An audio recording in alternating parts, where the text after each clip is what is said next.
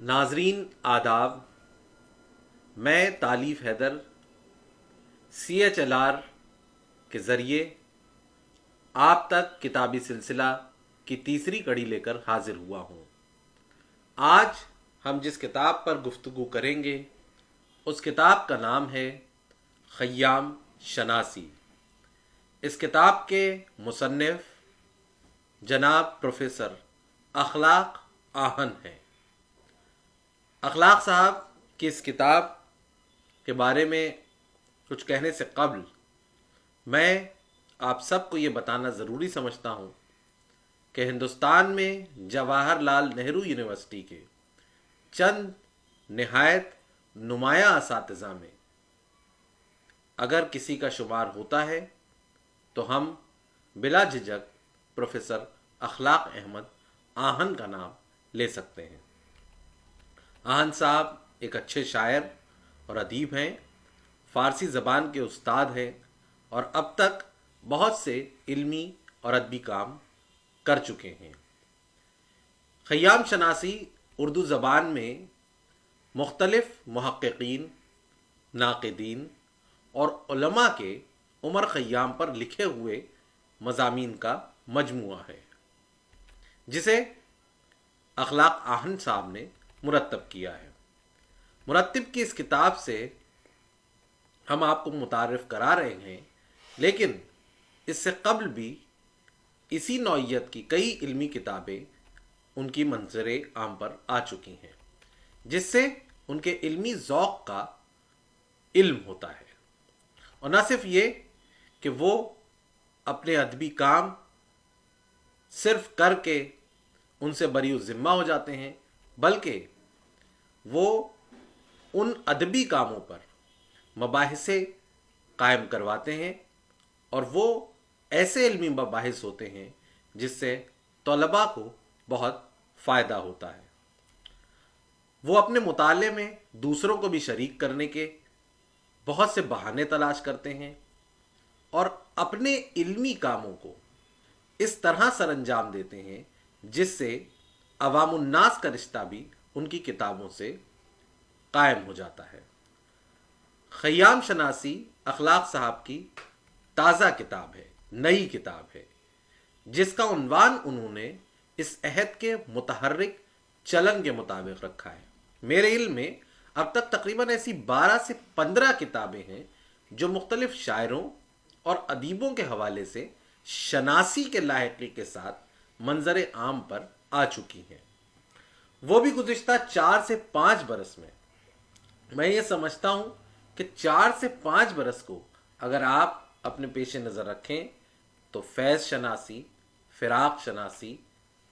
اسی نوعیت کی احمد فراز کے اوپر فراز شناسی اور خیام شناسی، ایسی کئی شناسی کے لاحقے کے ساتھ کتابیں منظر عام پر آ چکی ہیں۔ کتاب کا عنوان خیام شناسی کچھ برا نہیں، بس اس لیے زیادہ متاثر کن نہیں کیونکہ اب عوامی نوعیت کا ہو گیا ہے، یا پھر یہ کہ ایک نو کے فیشن کے تحت رکھا گیا ہے۔ بہرکیف اس کتاب میں 4 عناوین، تعارف و تنقید، تحقیق و تفحص، فکر و فلسفہ اور ترجمہ و تفہیم کے تحت 24 مضامین پیش کیے گئے ہیں، جو زیادہ تر اہم ناقدین، محققین اور ادبا کے ہیں۔ اس کتاب میں اخلاق صاحب کی تصنیف شدہ 3 تحریریں ہیں۔ پہلی مقدمہ، دوسری تعارف مقالہ نگار اور تیسری تعلیقات و حواشی۔ جن 22 ادیبوں کے مضامین اس کتاب میں شامل کیے گئے ہیں ان کے نام میں آپ کو ایک ایک کر کے بتاتا ہوں۔ ابو نصر غلام یاسین آہ دہلوی، مولانا ابو الکلام آزاد، جواد علی خان عالی، انور مسعود، سید صباح الدین عبد الرحمن، پروفیسر محمد اقبال، سید امیر حسن عابدی، شبیر احمد خان غوری، ڈاکٹر نذیر احمد، امتیاز علی خان عرشی، عبد الباری آسی، مولوی غلام الثقلین، کرنل بھولا ناتھ، برہان احمد فاروقی، حسان ندوی، قیصر سرمست، خاقان حسین عارفی، اکبر حیدری کاشمیری، محمد اسحاق، محمود واجد اور سید علی عباس جلال پوری۔ کتاب خیام شناسی کافی ضخیم ہے، یعنی یہ 516 صفحات پر مشتمل ہے، جس میں حواشی اور تعلیقات بھی شامل ہیں۔ اخلاق آہن صاحب نے اس کتاب میں 9 صفحات پر اپنا مقدمہ لکھا ہے۔ اخلاق صاحب نے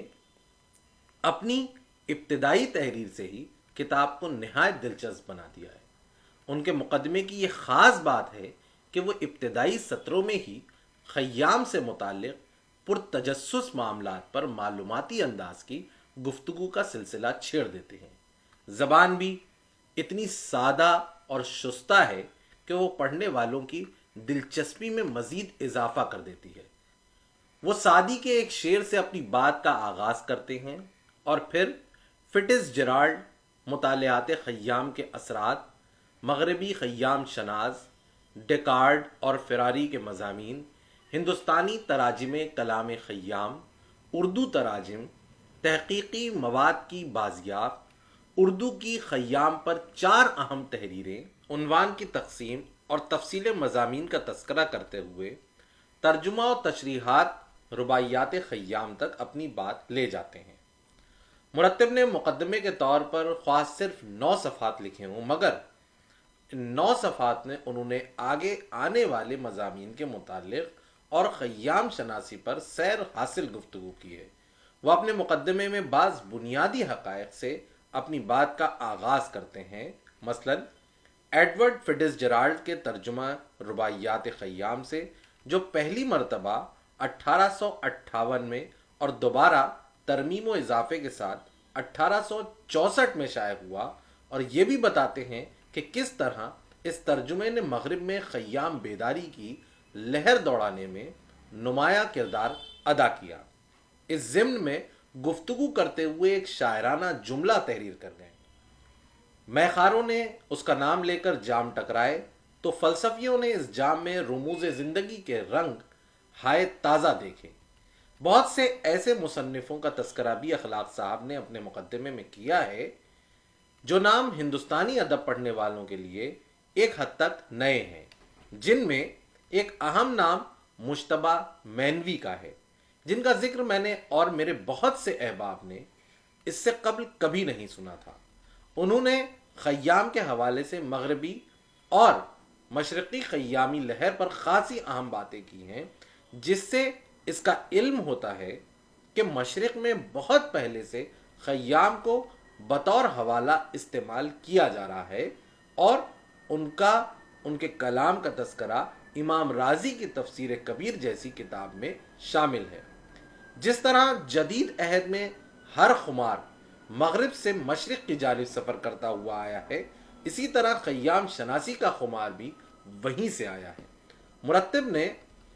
اس کتاب میں یہ کوشش کی ہے کہ گزشتہ 1 صدی کے اہم ترین مضامین جن سے خیام کے متعلق ضروری معلومات فراہم ہوں، انہیں ایک جگہ جمع کر دیا جائے، تاکہ کسی طالب علم کو جو خیام شناسی کی جانب اپنے قدم بڑھا رہا ہو، اسے کسی طرح کی پریشانی کا سامنا کیے بنا ابتدائی نقوش حاصل ہو جائے۔ اس لیے انہوں نے اپنے مقدمے میں اہم مغربی خیام شناس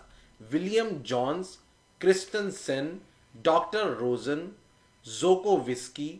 بودلین اور ہیرون آلن کا تذکرہ کر دیا ہے۔ اسی طرح کلام خیام کے ہندوستانی مترجم ہری ونش رائے بچن، میتھلی شرن گپت، سمرتا نندن پنت اور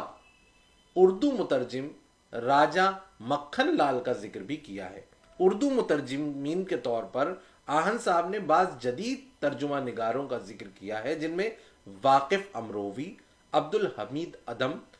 غزل باز دہلوی، میرا جی اور کاظم علی شوکت بلگرانی کے نام شامل ہیں۔ ان کے مقدمے میں زیادہ تر باتیں تکمیلی صورت میں پائی جاتی ہیں۔ اس کے باوجود دو ایک مقامات پر مجھے افسوس کے ساتھ یہ کہنا پڑ رہا ہے کہ جس مزید معلومات کی ضرورت تھی اس کا ذکر آہن صاحب نے ضروری نہیں سمجھا۔ مثلا ڈیکارڈ اور فراری کا تذکرہ کرتے ہوئے خیام کے ریاضی دانی کے پہلو کو نمایاں کیا ہے، مگر ان دونوں صاحبان کے ان مضامین کی طرف اشارہ نہیں کیا ہے جس سے شاید قاری کو بنیادی ماخذات تک پہنچنے میں آسانی پیش آتی۔ کہیں کہیں کوئی جملہ مہمل بھی ہو گیا ہے یا غالباً وہ پروف کی غلطی کی وجہ سے ہوا ہو۔ مثلا ایک جگہ صفحہ نمبر 15 پر نیچے سے تیسری سطر میں لکھتے ہیں اس قسم چنانچہ جس، اسے سمجھنا مشکل ہے۔ تو ایک مقامات پر تحقیقی مزاج کا مظاہرہ کرتے ہوئے انہوں نے قاری کو بنیادی متون تک پہنچایا ہے، جس کی بہترین مثال ایڈورڈ ایلن کا ذکر کرتے ہوئے انہیں پہلا خیام شناس مستشرق گردانا ہے، اور ایک معلوماتی نقطہ یہ پیش کیا ہے کہ 552 رباعیات خیام جو فٹز جیرالڈ کو حاصل تھیں ان میں سے اس نے صرف 75 کا ترجمہ کیا، جن میں الحاقی اشعار بھی شامل ہیں، جس سے فٹز جیرالڈ کے مترجمہ متن کی حقیقت کا علم ہوتا ہے۔ ان تمام نقطوں کے بعد انہوں نے تفصیل مضامین کے تحت کتاب میں موجودہ مضامین پر اپنی رائے پیش کی ہے، جس میں سب سے تفصیلی رائے مولانا ابوالکلام آزاد کے بڑے بھائی ابو نصر غلام یاسین دہلوی کے مضمون پر ہے۔ جیسا کہ میں پہلے بھی ذکر کر چکا ہوں کہ اپنے مقدمے میں آہن صاحب نے بہت شستہ اور سادہ زبان کا استعمال کیا ہے، اور کہیں کہیں غلغلہ،